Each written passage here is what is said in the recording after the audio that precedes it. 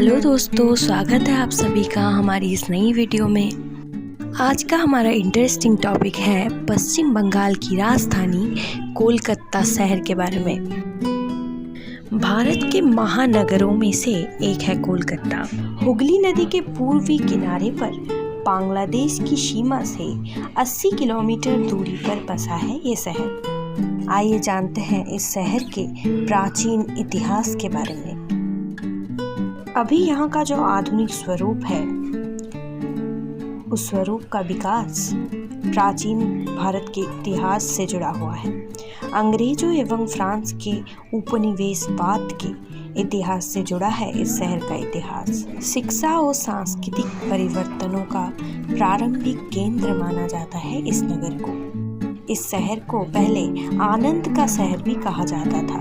1698 में अंग्रेजों ने जब वो पत्र प्राप्त किया जिससे उन्हें 3 गांवों की जमींदारी अधिकार मिली, जो था राजस्व संग्रहण का अधिकार। कोलकाता शहर के अवस्थान के कारण इसे पूर्वी भारत का प्रवेश द्वार भी कहा जाता है। ये रेल मार्ग, वायु मार्ग तथा सड़क मार्गों द्वारा देश के विभिन्न भागों से जुड़ा हुआ है।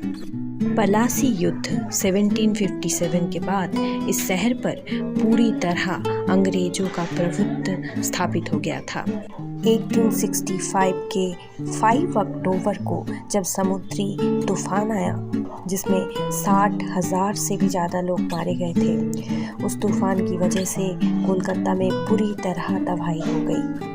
लेकिन उसके बावजूद भी कोलकाता अगले 150 सालों में बढ़ता रहा। आज इसी की जनसंख्या लगभग 1,40,00,000 है। भारत की स्वतंत्रता के समय और बाद में 1971 के भारत पाकिस्तान युद्ध के बाद पूर्वी बंगाल से यहाँ शरणार्थियों की जो बाढ़ आ गई, जिसने इस शहर की अर्थव्यवस्था को गिरा दिया। भारत के इतिहास में स्वतंत्रता आंदोलन में इस शहर की विशेष भूमिका रही है। ऐतिहासिक रूप से कोलकाता भारतीय स्वाधीनता आंदोलन के हर चरण में केंद्रीय भूमिका पर रहा।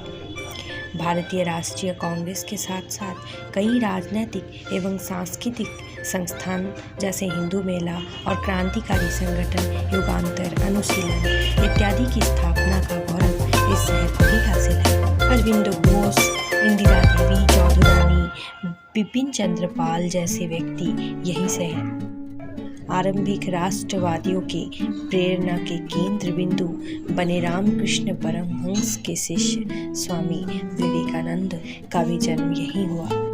भारतीय राष्ट्रीय कांग्रेस के पहले अध्यक्ष बने श्री ब्योमकेश चंद्र बैनर्जी और स्वराज की वकालत करने वाले पहले व्यक्ति श्री सुरेंद्रनाथ बनर्जी भी कोलकाता में से ही थे।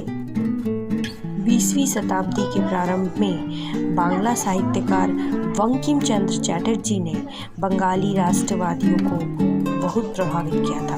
इन्हीं के लिखे गए आनंद मठ में लिखा गीत वंदे मातरम आज भारत का राष्ट्रीय संगीत, इन सब चीज़ों से हमें कोलकाता का महत्व, वहाँ पे रहने वाले इन विशेष व्यक्तियों के बारे में और उनकी कीर्ति के बारे में पता चला। और विख्यात कवि रविंद्रनाथ टैगोर, उनका लिखा गया जन गण मन आज भारत का राष्ट्रीय गान है। सैकड़ों स्वाधीनता के सिपाही विभिन्न रूपों से इस शहर में मौजूद रहे हैं। ब्रिटिश शासन के दौरान कोलकाता एकत्रित भारत की राजधानी थी। कोलकाता को लंदन के बाद ब्रिटिश साम्राज्य का दूसरा सबसे बड़ा शहर माना जाता था। ब्रिटिश समय काल में तो भारत की राजधानी थी ये कोलकाता। कोलकाता में ही बापू संस्कृति का विकास हुआ था, जो ब्रिटिश उदारवाद और बंगाली समाज के आंतरिक उथल-पुथल का नतीजा थी। मूल रूप से बाबू उन लोगों को कहा जाता था जो पश्चिमी ढंग की शिक्षा पाकर भारतीय मूल्यों को हिकारत की दृष्टि से देखते थे और खुद को ज़्यादा से ज़्यादा पश्चिमी रंग ढंग में ढालने की कोशिश करते थे। तो दोस्तों, आज की वीडियो में बस इतना ही। मिलते हैं अगली वीडियो में। अगर आप कोलकाता के बारे में और कुछ जान तो ज़रूर कमेंट करें, हम उसकी वीडियो ज़रूर आपको ला के देंगे। तब तक के लिए बाय बाय।